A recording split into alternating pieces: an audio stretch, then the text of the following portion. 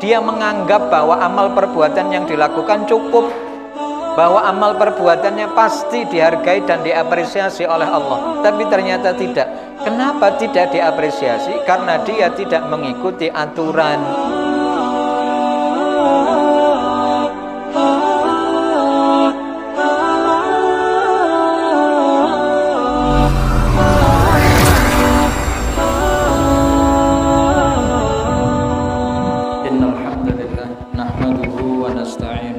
Nastaghfir wa na'udzu billahi min shururi anfusina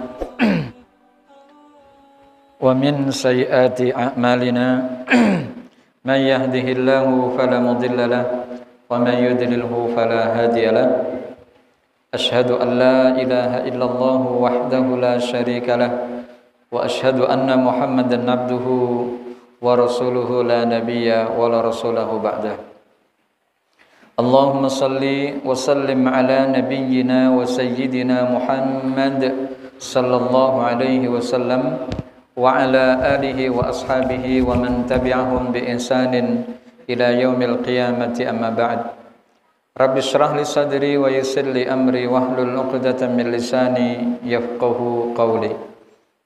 Ma'asyiral muslimin wal muslimat, seluruh jamaah kajian Masjid Jami' Al-Munawwarah, yang mudah-mudahan kita semuanya senantiasa dalam lindungan Allah Subhanahu wa ta'ala.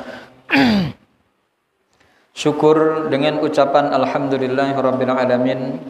Mari senantiasa kita ingatkan kepada diri kita untuk terus kita basahi bibir kita dengan ucapan alhamdulillah atas berbagai macam karunia yang Allah berikan kepada kita, dengan berbagai macam sebaran nikmat yang begitu amat besar sampai-sampai kita tak mampu untuk menghitungnya. Bukan hanya saja besar, tapi banyaknya nikmat itu yang telah Allah berikan dan bisa kita rasakan hingga saat ini. Mudah-mudahan kita bukan termasuk dari orang yang kufur nikmat, namun sebaliknya Allah menjadikan kita sebagai orang-orang yang pandai bersyukur, yaitu yang disebut dengan abdan syakur, sebagaimana yang sudah dicontohkan oleh baginda Rasul sallallahu alaihi wasallam sebagai qudwah hasanah kita. Ma'asyiral muslimin wal muslimat rahimakumullah. Malam hari ini kita akan lanjutkan kajian tafsir yang kajian perdana sudah pernah kita laksanakan pada waktu Ramadan kemarin, di mana yang kita bahas adalah 3 ayat dari surah Al-Furqan, ayat yang ke-19, 20 dan 21, keterkaitan dengan amalan-amalan kebaikan yang dilakukan oleh orang-orang kafir yang tidak beriman kepada Allah. Apakah akan ada catatan balasan kebaikan mereka kelak di hari yaumul qiyamah? Maka dengan tegas Allah sudah menjawabnya di dalam Al-Quran juz yang ke-19 ayat 19 sampai 21. Lalu kemudian malam hari ini kita lanjutkan kajian tafsir tematik kita, tetapi yang akan kita bahas loncat jauh. Ya, kita akan bahas salah satu surat yang ada di juz yang ke-30. Ya, kita akan belajar satu surat yang ada di juz yang ke-30 dengan pertimbangan yang saya ambil bahwa kalau kita mau belajar tafsir lalu kemudian kita ambil dari surat-surat yang ada di juz yang ke-30, harapannya adalah saat ketika nanti kita membaca surat itu, baik di rumah maupun di masjid, baik dalam keadaan tilawah ataupun ketika kita dalam keadaan sholat, maka kita sudah tahu apa yang termaktub, yang terkandung dari surat yang sedang kita baca. Baik, dan surat yang akan kita ambil pada malam hari ini adalah surah Al-Humazah. Surah Al-Humazah, di mana jumlah surah ini atau jumlah ayat ini semuanya ada 9 yang Allah turunkan di kota Mekah. Maka surat ini disebut sebagai surah Makkiyah karena memang diturunkan di kota Mekah. Adapun penamaan dari nama surat ini, pertama bahwa penamaan nama di dalam Al-Quran itu bersifat tauqifi, Bapak. Tauqifi itu berarti nama yang memang sudah ditetapkan. Dalam hal ini Rasul sallallahu alaihi wasallam yang memberi nama itu, maka kita sebagai umat beliau tinggal mengikutinya. Jadi kita tidak diperkenankan untuk melabeli ayat-ayat yang ada di dalam Al-Qur'an semau kita. Misal seperti surat yang ada di hadapan kita, wailul likulli humazatil lumazah. Lalu kemudian kita sebut ayat ini sebagai nama suratnya surat Wail, atau menggunakan surah likulli, ya tentu tidak semau kita. Maka penamaan yang ada di dalam Al-Quran bukan hanya saja surat ini, tetapi semua surat yang ada di dalam Al-Quran bersifat tauqifi. Jadi tauqifi itu paten, ya kalau bahasa kita tauqifi itu paten. Disebut dengan surah Al-Humazah karena memang awal dari ayat ini bunyi di antara kalimat yang ada adalah Humazah. Jadi ada yang menyebut surah ini sebagai surah Humazah, tetapi kemudian ada juga yang menyebutkan dengan surah Wailul likulli humazatil lumazah. Jadi ada yang menyebutnya lengkap, ada yang tidak. Adapun penamaan yang bersifat istihadi, artinya pendapat para ulama yang pada akhirnya diakomodir, sehingga artinya punya banyak nama yang ada pada surah Al-Humazah tadi itu. Misal surah Al-Humazah tadi itu juga disebut sebagai surah Wailul likulli humazatil lumazah. Ini seperti yang diucapkan oleh Ibnu Abbas radhiyallahu anhuma. Jadi ketika beliau mengatakan begini, unzilat wailul likulli humazatil lumazah bi Makkah. Jadi ini salah satu riwayat yang datangnya dari Ibnu Abbas, yang dimana ini salah satu saudara dari Rasul sallallahu alaihi wasallam. Apa yang dikatakan oleh beliau? Surat wailul likulli humazatil lumazah diturunkan di kota Mekah. Maka dengan nama inilah yang kemudian diberi nama oleh Imam At-Tabari di dalam tafsirnya, dan juga sebagaimana yang disampaikan oleh Imam Bukhari di dalam kitabnya. Jadi di dalam kitab tafsir At-Tabari itu penamaan suratnya menggunakan nama surah Wailul likulli humazatil lumazah. Dan kalau Bapak lihat di dalam kitab tafsir di dalam kitab Sahih Bukhari juga menggunakan tema tafsir surah Wailul likulli humazatil lumazah. Jadi tidak menggunakan tema lumazah atau humazah. Kemudian ada juga yang menamai bahwa surah ini sebagai surah Hutomah. Jadi ada surah Humazah, ada surah Wailul likulli humazatil lumazah, ada juga yang memberi label nama ini sebagai surah Al-Hutomah. Ini disebutkan oleh Imam Al-Fayruzi Abadi di dalam tafsir beliau. Dan alasan yang dikemukakan karena memang Allah menyebutkan kata Hutomah di dalam surah tersebut, yaitu terutama pada ayat yang keempat. Berarti di pertengahan, Pak. Karena kalau jumlah ayatnya ada 9, lalu ini ada pada ayat yang keempat, taruhlah ini ada ayat yang keempat sebagai ayat pertengahan. Jadi Imam Al-Fayruz Abadi memberikan nama surah ini adalah dengan surah Al-Hutomah. Maka di awal pertemuan kita ingin membedah bahwa ternyata surat yang selama ini kita kenal dengan surah Al-Humazah juga ada yang menyebutnya dengan nama lain, yaitu nama surah Wailul likulli humazatil lumazah, salah satu riwayat dari Ibnu Abbas radhiyallahu anhuma, dan yang kedua adalah surah Al-Hutomah seperti yang disebutkan oleh Fayruz Abadi di dalam tafsir beliau. Baik, lalu tahapan berikutnya kita akan membahas tentang sebab turunnya surah Al-Humazah sebelum kita bedah isinya. Sebagaimana yang kita dapati dari pendapat Imam Muqatil, ya salah satu ulama Beliau menyatakan demikian, nuzilat fil Walid ibn al-Mughirah, bahwa surat ini turun sebab karena ada seseorang yang bernama Walid bin Mughirah, seseorang yang pernah hidup semasa dengan Rasul sallallahu alaihi wasallam, kana yaghtabun nabiyya min waraihi. Walid bin Mughirah ini pernah membicarakan Rasul sallallahu alaihi wasallam di belakang beliau. Bahasa kita ngelek-ngelek lah, gitu Pak. Ngelek-ngelek Rasul di belakang itu biasa. Nek ngelek-ngelek di depan itu namanya bukan ngelek-ngelek, tapi maidu, ngejek, menghina dan seterusnya. Tapi ini di belakang Rasul beliau ghibah, menjelek-jelekkan Rasul.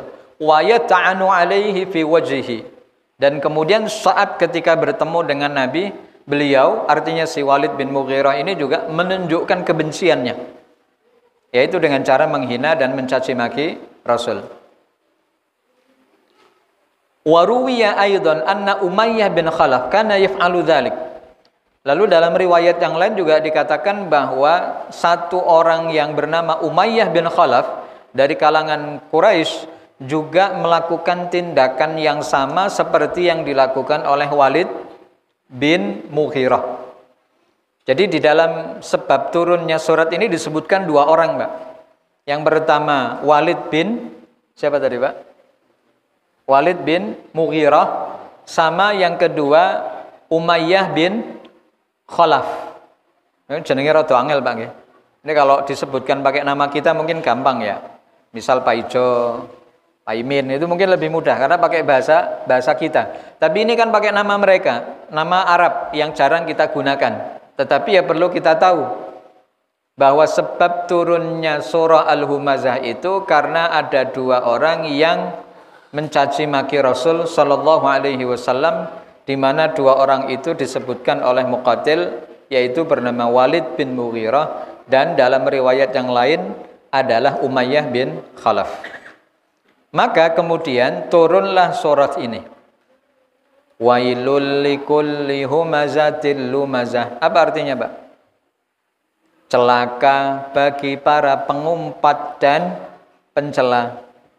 Apa bedanya pengumpat dan pencela? Apa bedanya, Pak? Enten mboten? Ada. Dalam tafsir dibedakan antara humazah dengan lumazah. Dibedakan di situ. Baik. Dan ada banyak riwayat yang mengatakan ini diturunkan kepada Akhnas bin Shuraik, atau kemudian kepada As bin Wa'il, atau Jamil bin Ma'mar, atau kepada Walid bin Mughirah, atau Umayyah bin Khalaf. Ada banyak pendapat. Tetapi yang kemudian kita tarik kesimpulan ini adalah bahwa ayat ini diturunkan kepada mereka.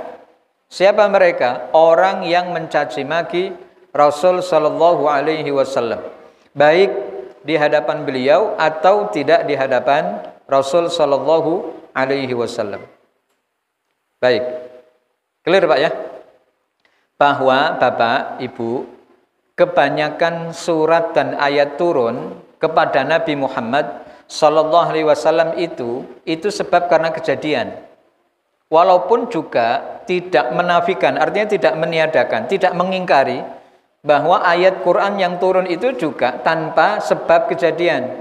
Memang Allah turunkan sebagai pitutur, Allah turunkan sebagai nasihat, tapi enggak nunggu kejadian. Jadi jumlah ayat yang disampaikan seperti oleh Manna Al-Qattan dalam buku beliau Al-Mabahis fi Ulumil Quran dengan jumlah kurang lebih 6.600-an ayat, itu jumlah keseluruhannya tidak harus nunggu kejadian ada baru turun. Jadi kalau ada pertanyaan apakah semua ayat Quran itu turun berdasarkan dengan kejadian, maka jawabannya tidak. Ya. Nah, tetapi juga banyak di antara ayat yang Allah turunkan kepada Nabi Muhammad sallallahu alaihi wasallam juga berdasarkan kejadian. Termasuk surah Al-Humazah. Atau contoh lain, misal nanti ketika jenengan buka surah Al-Ahzab. Surah Al-Ahzab itu surat yang ada pada juz 21 nyebrang ke 22 setelah surah As-Sajdah. Nanti jenengan menemukan ayat yang ke-53. keterkaitan tentang masalah adab walimah, Pak. Ternyata Islam bahas masalah walimah, ngoten nggih. Jadi kalau kita datang ke tempat walimah, itu ada aturannya. Aturannya di mana? Di Al-Qur'an, Al-Ahzab ayat 53. Apa itu ada kejadiannya? Ada. Ya, keterkaitan dengan pernikahan Rasul Shallallahu alaihi wasallam dengan Zainab binti Jahsy, yang dimana ada beberapa orang yang datang lalu kemudian tidak menunjukkan adab yang baik, maka turunlah Al-Quran surah Al-Ahzab ayat tadi itu, ayat 53, untuk memberikan arahan kepada kaum muslimin agar nanti kalau ada walimah inilah yang diterapkan. Itu contoh. Baik, contoh ketiga sebagai contoh terakhir, turunnya surah Al-Fil. Ya, contohnya surah Al-Fil yang artinya gajah. Apakah itu berkaitan dengan kejadian yang pada waktu itu datang? Tidak. Kejadian itu sudah terjadi lama. Bahkan dalam catatan sejarah Nabawi, sejarah Nabi, terjadinya penghancuran, ya, upaya penghancuran kota Mekah oleh Raja Abrohah atau tentara gajah dari Yaman, itu 50 hari sebelum Rasul Shallallahu alaihi wasallam dilahirkan. Artinya surah Fil yang turun kepada beliau itu puluhan tahun setelah kejadian. Untuk memberi apa? Tasliyah, memberi hiburan kepada Rasul Shallallahu alaihi wasallam atas kepenatan dakwah yang kemudian beliau jumpai. Supaya beliau semangat dalam berdakwah, maka beliau dikasih hiburan oleh Allah. Hiburannya Rasul yaitu Al-Quran. Jadi hiburannya bukan musik, Pak. Ya, bukan dangdutan, apa namanya, dangdut koplo. Jadi kalau kita ini pengen selingan, pengen menenangkan hati pikiran, larinya tidak ke lagu, tapi larinya ke Al-Quran. Allah turunkan Quran, Allah turunkan surah Al-Fil itu untuk memberikan selingan, hiburan, supaya Rasul semangat kembali. Nah, kita kembali kepada materi kita. Al-Humazah yang Allah turunkan di dalam Al-Quran kepada Nabi itu karena memang ada kejadian.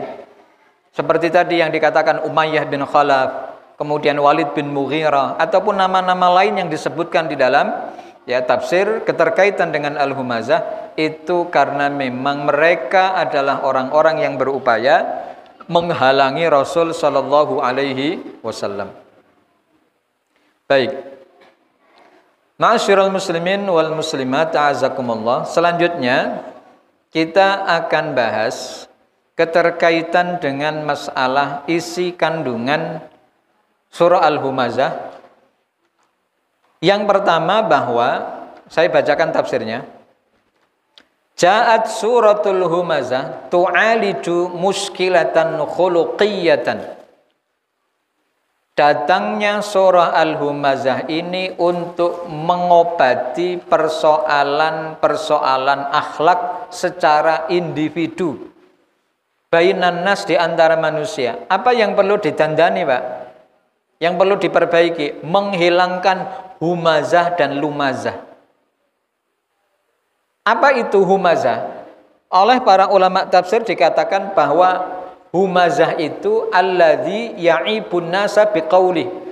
Orang yang mencela manusia dengan perbuatan. Itu masuk ke dalam humazah. Jadi kalau ada tindakan yang dilakukan oleh seseorang untuk merendahkan ataupun mengejek orang lain dengan perbuatannya, maka ini disebut sebagai humazah. Lalu lumazah itu diartikan orang yang mencela manusia dengan isyarat, tidak dengan omongan, tidak dengan perbuatan, tapi cukup dengan menggunakan bahasa isyarat, baik itu dengan istilahnya apa? Alis, bulu mata, atau dengan menggunakan gimik wajah.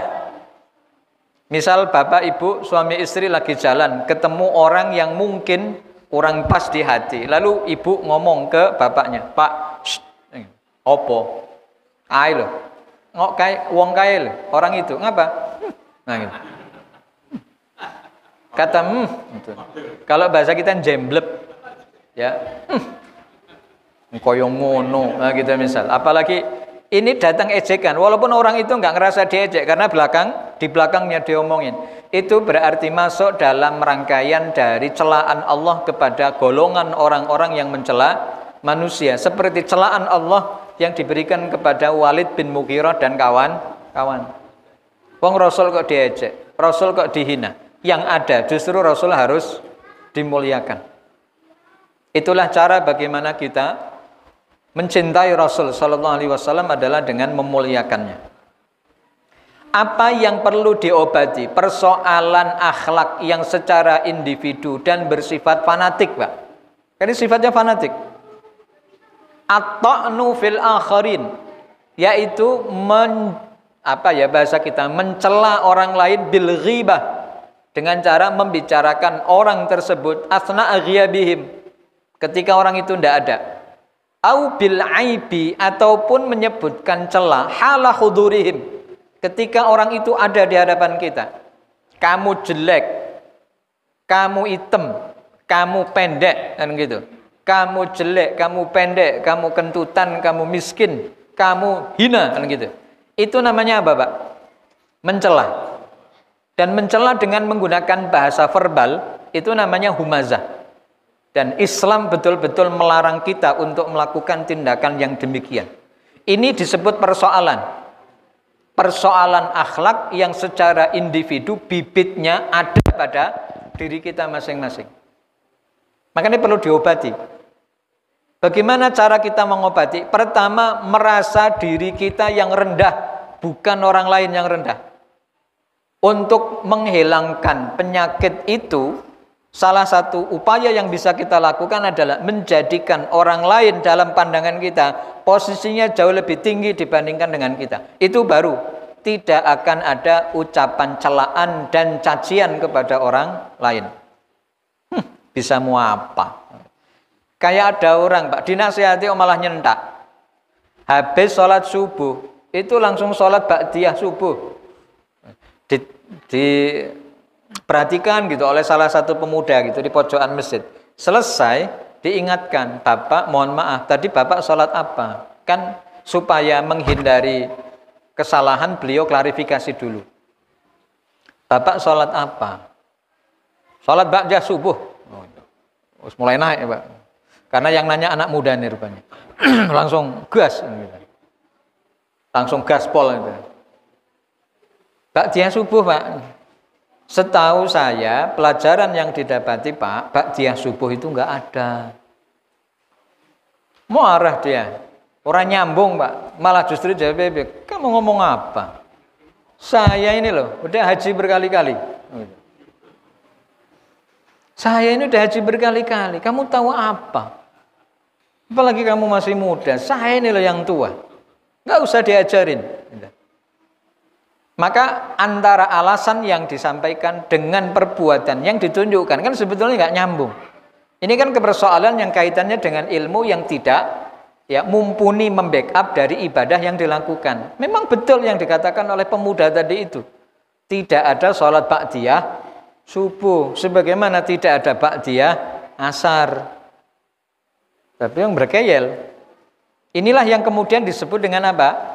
Disebut dengan ta'assub, fanatik terhadap pendiriannya sendiri. Padahal pendiriannya sendiri belum tentu benar.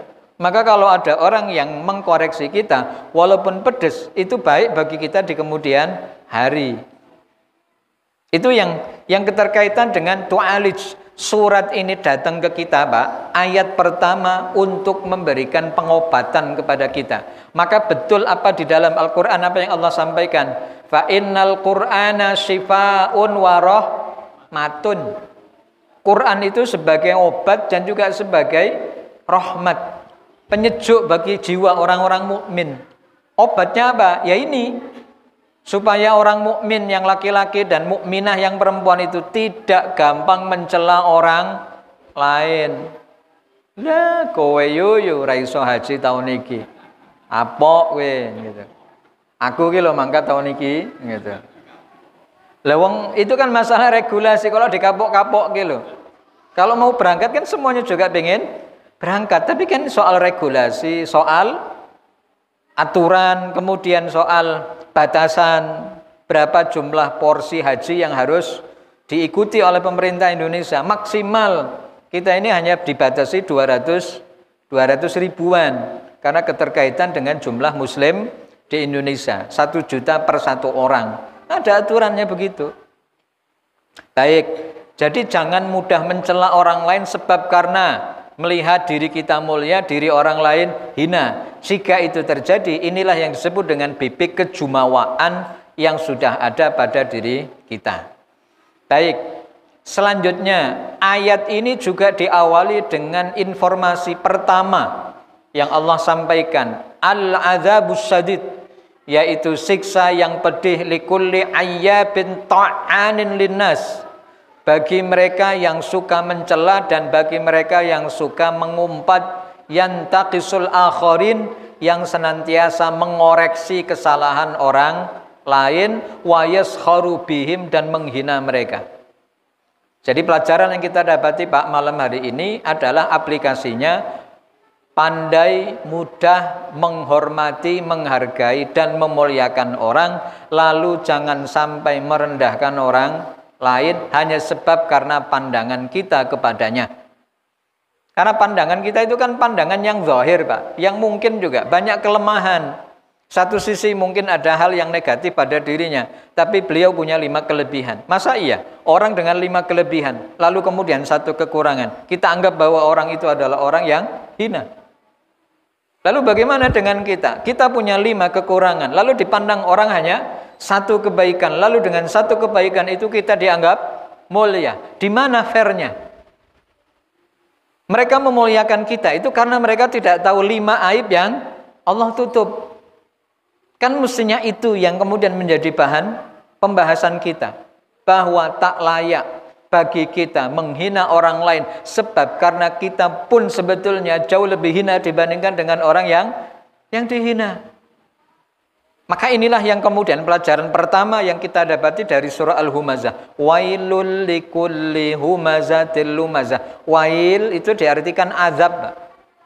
Maka kalau ada orang yang suka mencela dan mengumpat lewat lisannya yang tak terjaga, lewat perbuatan, mimik wajahnya yang menghina orang lain, maka hal yang demikian walaupun muslim, mohon maaf, kalau dia belum bertaubat kepada Allah, maka bisa jadi celaan itu yang bisa menyebabkan dia masuk neraka walaupun rajin sholat.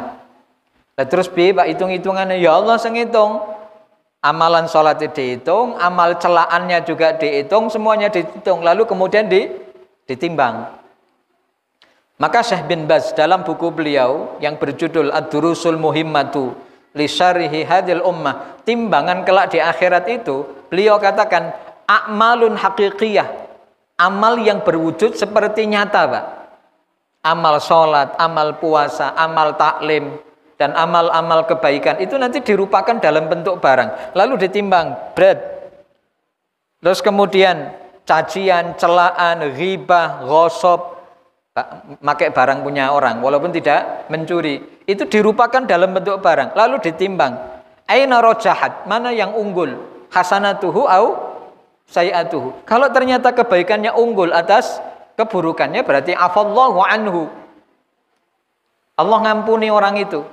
Tapi kalau ternyata rojahat sayiatuhu ala hasanatihi, bahwa keburukan itu jauh lebih berat dibandingkan dengan kebaikannya, inilah yang kemudian lam ya'fillahu anhu, Allah belum memaafkan. Kata belum bukan berarti Allah tidak mengampuni, itu beda, Pak. Dan Allah belum mengampuni atas beberapa dosa yang Allah lihat ini harus diselesaikan dengan cara yang Allah sudah tetapkan, yaitu apa? Dukhulun nar, masuk dulu ke dalam neraka.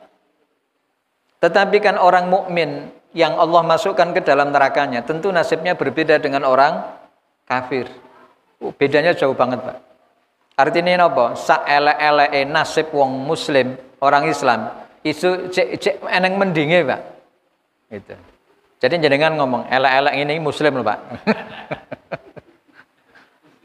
Ngelak-elak ini dalam artian jenengan sering ngejek saya, ora apa-apa, tapi di hadapan Allah mudah-mudahan saya orang yang Allah muliakan. Baik, sebelum dilanjutkan, ada tanya jawab enggak ada? Belum Belum ada persiapan tanya jawab ya. Jangan nanti kalau mau nanya aja.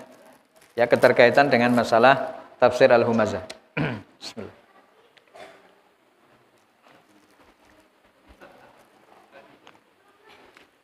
Baik. Bapak Ibu yang insyaallah dirahmati Allah, kita lanjutkan.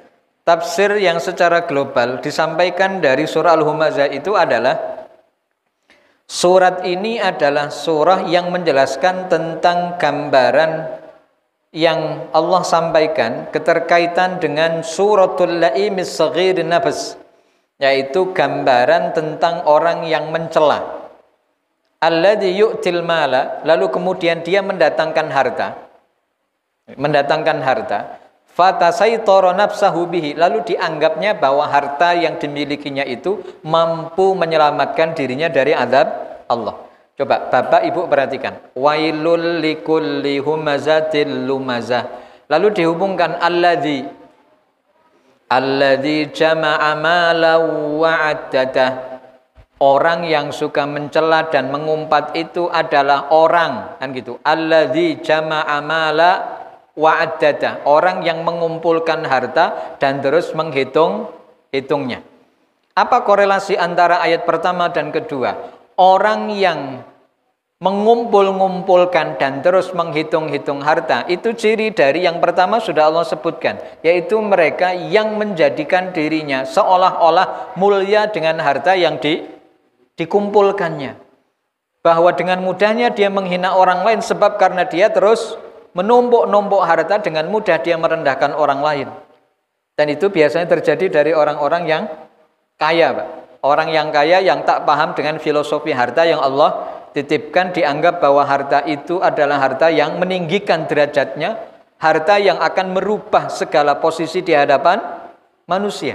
Padahal harta itu adalah harta yang bisa merendahkan dirinya di hadapan Allah kalau ia tak mampu mengelolanya.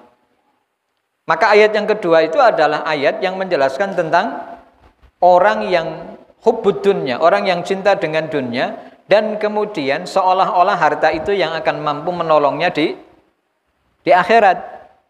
Kan alladzi jama'a malan wa 'addadah. Yahsabu, mana yahsabu, Pak?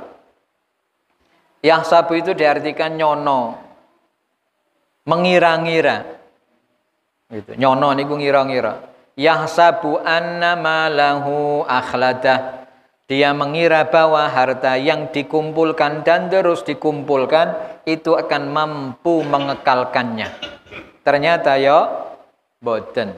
Wayai mati ya mati. Bukan berarti orang yang punya banyak harta, yang ibaratnya sampai 7 turunan ndak habis-habis, lalu kemudian ndak mati. Ya tetap mati. Kalau ternyata harta menjadi penopang dari umurnya seseorang, maka mereka yang punya harta itu sudah dipastikan nggak akan mati. Kalau ternyata standar kehidupan itu dilihat dari harta yang dimiliki. Nah, ini yang kemudian ada pada ayat yang kedua. Wa yaruhu yash'ur, lalu kemudian dia merasa annal mala huwal qimatul ulya, bahwa harta itu adalah nilai paling tinggi yang dimilikinya di dalam kehidupan. Bahwa dengan harta that's everything, Pak. Bahwa dengan harta itu sudah semuanya. Orang bisa bahagia dengan harta. Orang bisa beli sesuatu dengan harta. Betul atau tidak? Betul. Kita nggak menafikan itu, Pak.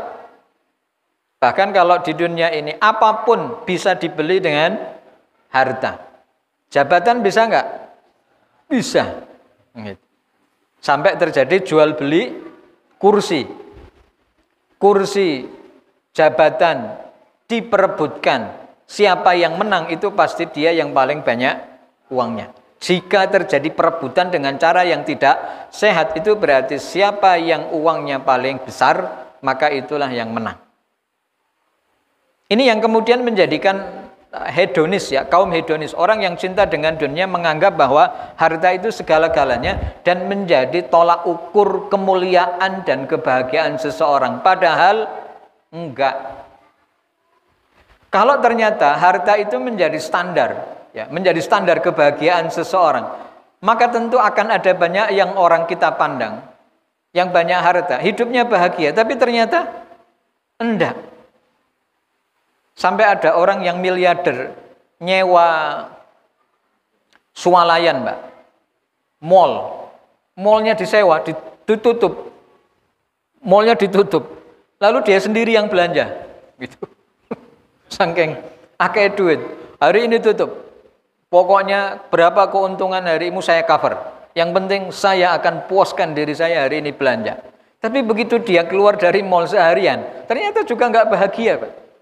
Padahal dia sudah menghabiskan uang miliaran. Apakah kemudian itu sebagai standar bahagia? Juga enggak.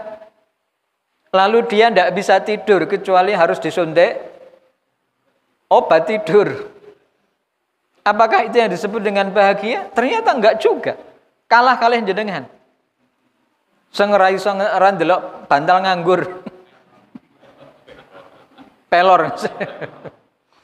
Padahal utangnya yo akeh gitu. Anaknya yo akeh. Rumah yo urung duwe jane, Pak. Jadi kontraktor, ngontrak sana, ngontrak sini, tapi yo ayem tenan. Apakah itu dari ciri bahagia? Mungkin. Wong dhek mikir piye cara utang dibayar, ya semalaman juga nggak bakal tuntas. Ya mendingan dipikir sambil turu gitu. Itu yang kemudian anehnya ada pada kehidupan orang mencari dunia. Maka Ali bin Abi Thalib itu ngendikane ngeten, Pak. Kun ibnad dunya wala kun ibnal akhirah wala takun ibnad dunya. Jadilah kamu itu anak akhirat, jangan kamu jadi seperti anak dunia. Anak dunia itu berarti orang yang menjadikan dunia itu sebagai tujuan akhirnya. Sementara bagi orang yang dikatakan ibnul akhirah, anak akhirat, menjadikan akhirat itu sebagai the last destination, sebagai tujuan akhir. Dunia dikejar semakin jauh, semakin tidak kelar, nggak sampai kita mati apa yang dunia ketutut, Pak. Ternyata kita sampai mati juga dunia tidak kumpul-kumpul.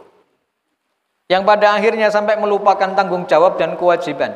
Sementara akhirat yang ngejar kita dari belakang malah ditinggalkan. Kenapa akhirat ngejar kita? Karena ia ingin menunjukkan satu kepastian kepada kita. Ini loh yang mestinya kamu kejar, yaitu akhirat. Lang aku ngejar kamu lah, kok malah kamu pergi meninggalkan saya dan kamu malah ngejar dunia. Dunia kira jelas. Kamu itu ngejar sesuatu yang enggak jelas, malah justru meninggalkan sesuatu yang jelas, yaitu apa? Akhirat. Dan itu siapa? Orang. Siapa orang itu? Ghafilin. Orang-orang yang lalai terhadap kehidupan akhiratnya.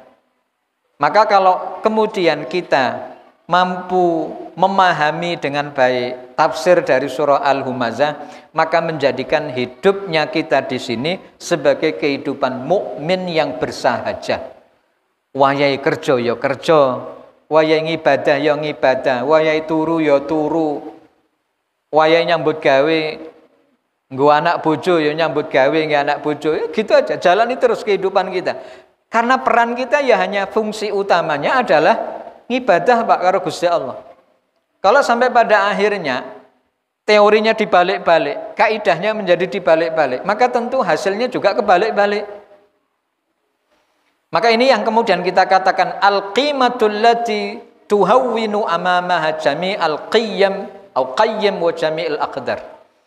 Yaitu harga yang pada akhirnya menghinakan bagi orang yang mengejarnya di hadapan nilai-nilai yang jauh lebih berharga dan lebih mulia. Wa annahu waqad malakal mala, dan dia adalah orang yang memiliki harta. Dan dia juga orang yang sudah memiliki kemuliaan manusia. Wa aqdaruhum bila hisab. Lalu kemudian derajat yang kemudian dia miliki juga sudah tinggi. Harta yang dimilikinya juga sudah tidak bisa dihitung lagi. Seperti dia mengira bahwa harta ini mampu untuk melakukan segala sesuatu, termasuk mengekalkan dirinya. Seperti yang Allah sampaikan di dalam Al-Quran ayat 2, ayat 3. Yahsabu anna malahu akhlada. Itu kan ayat yang ketiga, di mana persepsi yang salah yang dibangun oleh sohibul mal. Ini persepsi, Pak, yang dulu pernah saya singgung. bahwa orang yang hanya membangun perbuatannya berdasarkan persepsi sering salah dalam menentukan sikap. Apa persepsinya? Dia menganggap bahwa amal perbuatan yang dilakukan cukup, bahwa amal perbuatannya pasti dihargai dan diapresiasi oleh Allah. Tapi ternyata tidak. Kenapa tidak diapresiasi? Karena dia tidak mengikuti aturan, hanya berdasarkan dengan asumsi. Asumsi ini apa, Pak? Perkiraan.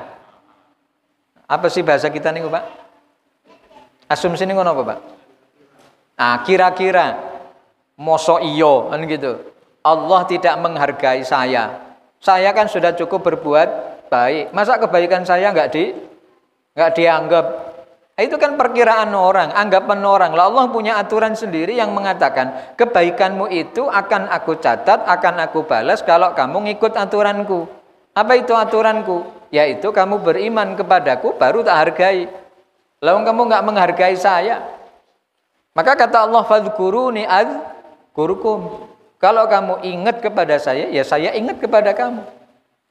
Itu yang kemudian Allah sampaikan dalam Al-Quran untuk menjadikan pelajaran bagi kita bahwa harta yang dimiliki tidak bisa membeli segala sesuatu.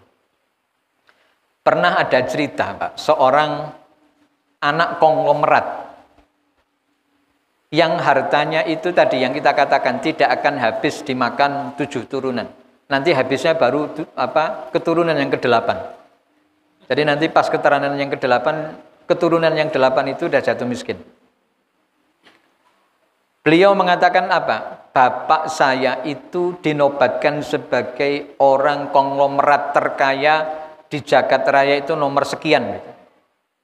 Tapi ternyata hanya sekedar untuk bernafas, susahnya minta ampun. Apakah ini yang disebut dengan kekayaan? Yang ternyata kekayaan itu nggak bisa digunakan untuk beli angin, Pak, yang datangnya dari Allah Subhanahu wa Ta'ala. Karena kemana-mana harus bawa oksigen. Dia bawa tabung oksigen, bukan tabung gas LPG 3 kg. Bakar itu, Pak. Gas oksigen itu benten dengan gas LPG, baik yang melon maupun yang tabung. Berapa? 12 atau 15? 15. Iya, 3 kilo yang melon, yang gede. Itu beda. Kata dia, betapa susahnya bapakku yang katanya menjadi orang terkaya sejagat. Mau nafas saja susah. Apakah ini yang disebut dengan kekayaan? Berapa nilai kekayaan akan aku gunakan untuk beli angin yang ternyata juga tidak sanggup. Inilah yang disebut dengan kekayaan Allah Subhanahu wa Ta'ala yang Allah berikan cuma-cuma. Kita nafas di majelis yang mulia ini, di Masjid Munawwarah, satu pun tak ada di antara kita yang tidak ada bawa Pak? Gas LPG. Enggak ada satu pun. Ini menunjukkan bahwa kemuliaan yang Allah berikan kepada kita begitu amat luar biasa. Ini waktu apa? Syuruk bukan? Baik, perasaan baru taklim kok sudah selesai. Baik, nah kita sampai pada ayat yang keempat, Pak J. Ibu, Bapak Ibu, yang di belakang kan ada ibu-ibunya itu. Kita sampai pada ayat yang keempat dari surah Al-Humazah, berarti kurang 5 ayat yang belum kita bahas. Yaitu dari ayat wama kalla la yumbadanna fil khutamah, ayat yang keempat. Kalla la yumbadanna fil khutamah sampai fi amadim mumaddadah. Mudah-mudahan di pertemuan yang akan datang kita masih diberi kesempatan untuk mengkaji tafsir surah Al-Humazah dan harus ada pelajaran yang kita amalkan dari surah ini, yaitu surah Al-Humazah dalam kehidupan kita sebagai seorang muslim. Kita tutup dengan doa kafaratul majlis. Subhanakallahumma bihamdik asyhadu an la ilaha illa anta astaghfiruka wa atubu ilaik. Wassalamualaikum warahmatullahi wabarakatuh.